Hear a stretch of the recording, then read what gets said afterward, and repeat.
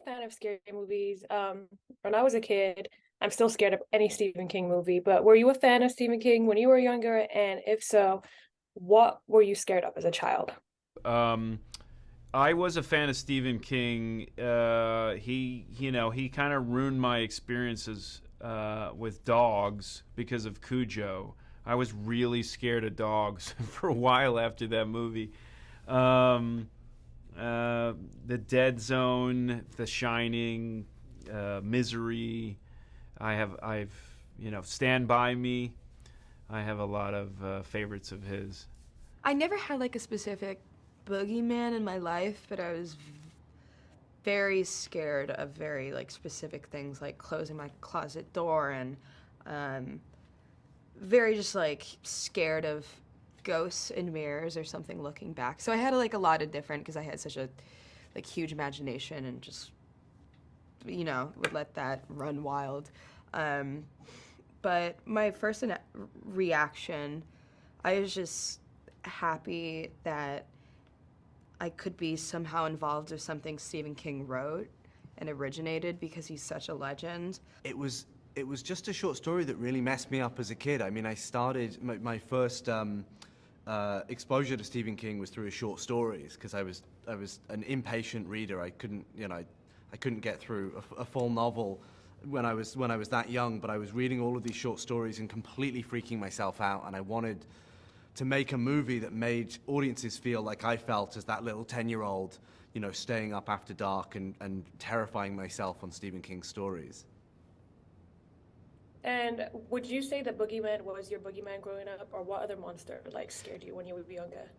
I was always really scared of ghosts. Like, I was always really scared of there being ghosts floating around my room. But the boogeyman is it's sort of a creature. It's sort of supernatural. So it kind of exists in that space. What did you do to kind of like prepare for this role? It was really all there in the script. I talked to some therapists and got an idea of what kind of work this guy would do, and but it was all really there in the script. The director Rob Savage said that in order to have the jump scares, you would probably know a lot about this since it's a genre you know well, you need to care about the characters.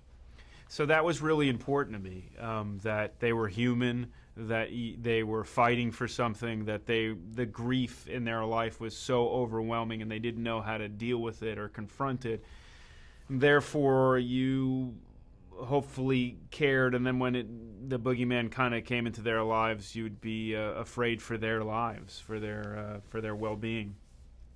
Um, so I heard that when there was screenings of this film prior to like obviously coming out, that the audience screamed so much that you guys had to kind of recut some parts. Is that true? That's true. Yeah, the scene where you first see the boogeyman, actually your background, that scene got such a big scare that the audience, they were screaming and reacting for about a minute after the scare had happened, and they completely missed the next scene, which is really quite an important scene. So we had to recut the movie. We had to pad it out so there was some screaming time for the audience to have this big reaction, calm down, and then re-engage with the movie because they missed a vital plot point the first screening. Oh my God, wow, that is like crazy to find out. So what do you think? I know you're like not, you've been doing horror, and what are like the main three elements for a successful horror movie? I think you've got to know and love horror movies, so you've got to be able to play with audiences' expectations. And if you don't love horror movies, you don't know what the audience is expecting. So that's a big one. I think you've got to have something beyond the scares that the audience is going to be thinking about afterwards, something thematic or something that rings true. And then I think third, you've really got to have characters that you care about, because it doesn't matter how great your scares are, how loud the jump scares are.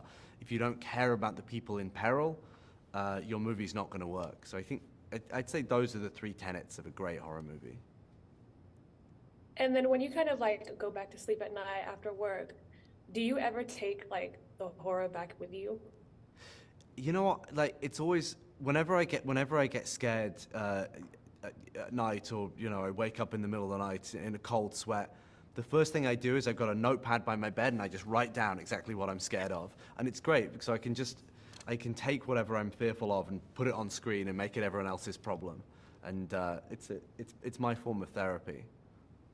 You're passing it on to us so that we have nightmares at night. Exactly, and I sleep soundly. I'm actually from Leeds, but my accent is gone. But Oh yeah. that's like really refreshing to like hear someone from home. I have 2 minutes left, so I have to ask you, Yeah. what horror movie would you create next? Now, it could be completely new, or it can be like something that we bring back from the past.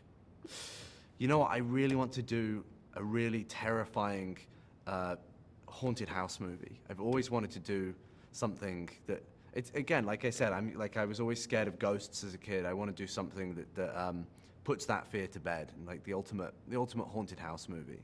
Of